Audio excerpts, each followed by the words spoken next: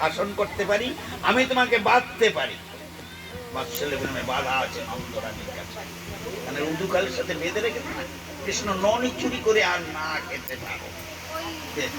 কিন্তু গাভীগণ মনে মনে ভাবছে, নন্দরানী কৃষ্ণ যদি আমাদের বস্ত্র হতো, আমরা তাকে পরাণ হরে ননি খাওয়াতাম। কিন্তু তার লীলা বাৎসল্য প্রেম, তুমি ভগবান, কিন্তু আমি তোমাকে বাধার অধিকার আছে বাৎসল্য প্রেম। তাই বলছেন কি, ভক্তদিগকে তুমি বাৎসল্য দিকে পালন করো।